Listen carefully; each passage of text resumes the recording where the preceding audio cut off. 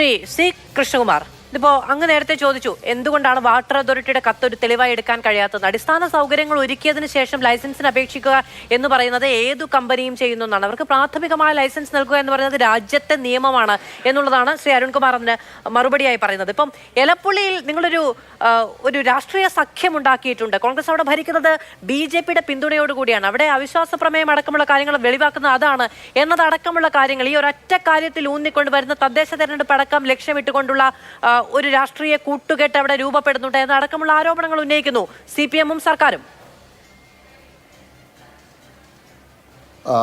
മധു, ഒന്ന് ആദ്യം ഞാൻ ആ എലപ്പുള്ളി പഞ്ചായത്തിലെ ഭരണത്തെ സംബന്ധിച്ച് ഒരു കാര്യം പറഞ്ഞ ശേഷം മദ്യത്തിൻ്റെ ഈ കമ്പനിയുടെ കാര്യത്തിലേക്ക് കിടക്കാം. എലപ്പുള്ളി പഞ്ചായത്തിലെ കക്ഷി നില എന്താ? Congress 9, 8 LDF, 5 BJP. അപ്പോൾ കോൺഗ്രസ്സിന് എലപ്പുള്ളി പഞ്ചായത്ത് ഭരിക്കാൻ BJPയുടെ സഹായം ആവശ്യമുണ്ടോ? ഞങ്ങളുടെ നയം എന്താ? രണ്ട് മുന്നണികളോടും തുല്യ അകലമാണ് ഞങ്ങൾ കേരളത്തിലെ എല്ലാ തദ്ദേശ സ്വയംഭരണ സ്ഥാപനങ്ങളിലും സ്വീകരിച്ചു വരുന്നത്. കഴിഞ്ഞ 4.25 വർഷം എലപ്പുള്ളി പഞ്ചായത്തിൽ കോൺഗ്രസിൻ്റെ ഭരണസമിതിക്കെതിരായിട്ട് ഒരു സമരം അവിടുത്തെ CPM-ൻ്റെ നേതൃത്വത്തിൽ നടന്നിട്ടുണ്ടെങ്കിൽ ഞാൻ അരുൺകുമാറും മാധുവും പറയുന്നതോട് യോജിക്കാൻ തയ്യാറാണ്. കഴിഞ്ഞ 4.25 വർഷം കോൺഗ്രസിന് യാതൊരുവിധ തലവേദനയും കൂടാതെ ഭരിക്കാനുള്ള അവസരം ഉണ്ടാക്കി കൊടുത്തത് CPM-ആണ്. പ്രകാശ് കാരാട്ടിൻ്റെ സ്വന്തം പഞ്ചായത്താണ്. പ്രകാശ് കാരാട്ടിൻ്റെ ജന്മസ്ഥലമായിട്ടാണ് എലപ്പുള്ളി പഞ്ചായത്ത്. ആ എലപ്പുള്ളി പഞ്ചായത്തിൽ കോൺഗ്രസിനെ ഭരിക്കാൻ അനുവദിച്ചത് CPM-ആണ്. CPM-ന് കോൺഗ്രസിൻ്റെ ഭരണത്തിനെതിരായിട്ടുള്ള ഒരു വികാരമുണ്ടായിരുന്നെങ്കിൽ 1.5-2 വർഷം കഴിയുന്ന മുമ്പ് ആ സമയത്ത് അവിശ്വാസം കൊണ്ടുവരാം. ഇപ്പം അവിടെ ഒരു മദ്യ കമ്പനി വരുന്നു, അതിനെതിരായിട്ടുള്ള നിലപാട് വരുന്നു, അവിടെ വലിയ ജനങ്ങളുടെ ഇടയിൽ പ്രതിഷേധമുയരുന്നു. അതിൽ നിന്ന് ജനശ്രദ്ധ തിരിച്ചുവിടാനായിട്ട് കൊണ്ടുവന്ന അവിശ്വാസ പ്രമേയമാണ്. അല്ലാതെ CPM-ന് ആ അവിശ്വാസ പ്രമേയത്തോട് യാതൊരുവിധ ആത്മാർത്ഥതയില്ല. എലപ്പുള്ളിയിലെ കോൺഗ്രസിൻ്റെ ഭരണത്തിനെതിരായിട്ടുള്ള ഒരു അവിശ്വാസമായിരുന്നില്ല അത്. അതുകൊണ്ടാണ് ഞങ്ങൾ കേരളം മുഴുവൻ എടുക്കുന്ന നിലപാടനുസരിച്ച് അവിശ്വാസ പ്രമേയത്തിൽ നിന്ന് വിട്ടുനിൽക്കാനുള്ള തീരുമാനമെടുത്തത്. 2, ഞാൻ ഒരു കാര്യം ചോദിക്കും. മദ്യനയത്തിൻ്റെ ഭാഗമായിട്ടാണ് ഈ കമ്പനിക്ക് അനുവാദം കൊടുത്തതെങ്കിൽ അവർ പറയുന്നുണ്ടല്ലോ ENA-യും എത്തനോളും ENA ഉൽപ്പാദിപ്പിക്കുന്ന കമ്പനികൾക്ക് ഡിസ്റ്റിലറികൾ ആരംഭിക്കാനുള്ള അനുവാദം കൊടുക്കും. അപ്പോൾ MP ആരവിടെ വാക്കുകൾ മാറ്റി പറയുന്നത്, നിലപാട് മാറ്റുന്നത്? MP രാജേഷ് ആദ്യം പറഞ്ഞിരുന്നത് എത്തനോൾ കേന്ദ്ര സർക്കാർ ഷോർട്ട് ലിസ്റ്റ് ചെയ്ത കമ്പനിയാണ്. ഇപ്പോൾ MP രാജേഷ് പറയുന്നില്ലല്ലോ കേന്ദ്ര സർക്കാർ ഷോർട്ട് ലിസ്റ്റ് ചെയ്ത കമ്പനിയാണെന്ന്. എന്തുകൊണ്ടാണ് അത് പറയാത്തത്? അതിൻ്റെ കള്ളത്തരം പുറത്തു വന്നു.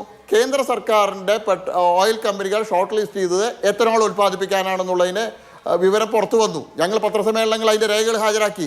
അതോടുകൂടി ആ വാദം ഇപ്പോൾ MP രാജേഷ് ഉന്നയിക്കുന്നില്ല. 2, ഈ ഓർഡറിൽ പറയുന്നുണ്ട്, സർക്കാർ കൊടുത്ത അനുമതിയിൽ പറയുന്നുണ്ട് 1ാം ഘട്ടമായി ഇന്ത്യൻ നിർമ്മിത വിദേശ മദ്യ ബോട്ട്ലിംഗ് യൂണിറ്റ്. ഞാൻ ചോദിക്കട്ടെ, ENA ഉൽപ്പാദിപ്പിക്കാനുള്ള കമ്പനികൾക്കാണ് ഡിസ്റ്റിലറി കൊടുക്കാൻ മദ്യനയത്തിൽ തീരുമാനിച്ചിട്ടുള്ളത്. അപ്പോൾ ആദ്യം ഏതാ ഉൽപ്പാദിപ്പിക്കാൻ കമ്പനി ആരംഭിക്കേണ്ടത്? ENA-യും എത്തനോളും അല്ലേ? അതിന് പകരം ആദ്യ ഘട്ടത്തിൽ വിദേശ നിർമ്മിത മദ്യവും ബിയറും അടക്കമുള്ള കാര്യങ്ങൾ ഇപ്പോൾ കേരളത്തിൽ ഉൽപ്പാദിപ്പിക്കുന്ന പര്യാപ്തമല്ല, അത് പുറത്തു നിന്നാണ് കൊണ്ടുവരുന്നത്, നമുക്ക് വലിയ നഷ്ടമുണ്ടാകുന്നുണ്ട് എന്നുള്ളത്. അപ്പൊ അത് പരിഹരിക്കാനുള്ള നയത്തിലേക്ക് സർക്കാർ മാറും വ്യക്തമാക്കുന്നില്ല അതിനകത്ത്.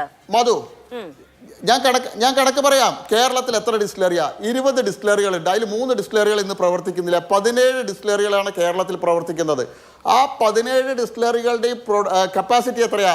38 ലക്ഷം കേസ് ദിനം പ്രതി ഉൽപ്പാദിപ്പിക്കാനുള്ള കപ്പാസിറ്റി ആ 17 ഡിസ്റ്റിലറിക്കുണ്ട്. അവരുടെ പ്രൊഡക്ഷൻ്റെ ഏകദേശം 40-45% ഇത് പ്രൊഡക്ഷൻ നടക്കുന്നത്. ഏകദേശം 19 ലക്ഷം കേസാണ്. കേരള ബീവറേജസ് കോർപ്പറേഷൻ്റെ ഔട്ട്ലെറ്റുകൾ വഴിക്കും മറ്റ് ഔട്ട്ലെറ്റുകൾ വഴിക്കും കേരളത്തിൽ ദിനം പ്രതി സെല്ല് ചെയ്യുന്ന വിദേശ മദ്യത്തിൻ്റെ അളവ് എത്രയാണ്? ഏകദേശം 18 ലക്ഷം കേസാണ്. അപ്പോൾ കേരളത്തിൽ നിലവിലുള്ള ഡിസ്റ്റിലറികളുടെ ഉൽപ്പാദനത്തിൻ്റെ 40-45% ഇപ്പോൾ അവർ ഉപയോഗിക്കുന്നുള്ളൂ. അപ്പോൾ പുതിയൊരു ഡിസ്റ്റിലറി തുടങ്ങാൻ കേരളത്തിൽ ആവശ്യമില്ല. അതിൻ്റെ തെളിവാണ് 98-ൽ നയനാർ സർക്കാരിൻ്റെ കാലഘട്ടത്തിൽ പുതിയ ഡിസ്റ്റിലറികളെ അനുവദിച്ചു 5 എണ്ണം. അപ്പോൾ അനുവദിക്കാത്ത മറ്റുള്ള ഡിസ്റ്റിലറികൾ കോടതിയിൽ സമീപിച്ച സമയത്ത് അന്ന് സർക്കാർ ഒരു കമ്മീഷനെ നിയോഗിച്ചു. ആ കമ്മീഷനിൽ പറയേണ്ട കേരളത്തിൽ ഇനി പുതിയ ഡിസ്റ്റിലറികൾ ആവശ്യമില്ല. 98-ന് ശേഷം 2018 വരെ കേരളത്തിൽ പുതിയ ഡിസ്റ്റിലറികളെ അനുവദിച്ചില്ല. 2018-ൽ പിണറായി സർക്കാർ പുതുതായിട്ട് ഡിസ്റ്റിലറികളെ അനുവദിക്കാൻ തീരുമാനിച്ചു. അന്ന് മലമ്പുഴയുടെ MLA ആയിരുന്ന ശ്രീ VS അച്യുതാനന്ദൻ, ഭരണപരിഷ്കാരത്തിൻ്റെ തലവനായിരുന്ന VS അച്യുതാനന്ദൻ കത്ത് കൊടുത്തു. കഞ്ചിക്കോട് മേഖലയിൽ രണ്ട് ഡിസ്റ്റിലറികൾ ആരംഭിക്കാൻ നിന്ന സമയത്ത് ഇതെല്ലാം 2022-2023 മുൻപുള്ളതാണ്. 2022-2023 നയം മാറിയല്ലോ. നയം മാറിയില്ല. ഞാൻ പറയുന്നത് അന്ന് വി എസ് കത്ത് കൊടുത്തത് എന്താ? അന്ന് CPM-ന്റെ നയം എന്തായിരുന്നു?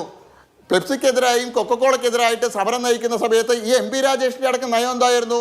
വെള്ളം അസംസ്കൃത വസ്തുവായിട്ടുള്ള ഒരു പ്ലാന്റ്, ഒരു കമ്പനി ഈ പാലക്കാടിൻ്റെ കിഴക്കൻ മേഖലയിൽ വരരുത് എന്നാണ്. ഞങ്ങൾ ഒരു കമ്പനിക്കെതിരല്ല, പക്ഷേ നേരത്തെ ഇത്തരത്തിലുള്ള കമ്പനികൾ വരുന്നതിനെതിരായിട്ടുള്ള സ്റ്റാൻഡ് എടുത്ത CPM ഇന്ന് നിലപാട് മാറ്റിയിരിക്കുക. ഞാൻ ചോദിക്കട്ടെ, ഇതുവരെ പറഞ്ഞിട്ടുണ്ടോ? മദ്യനയം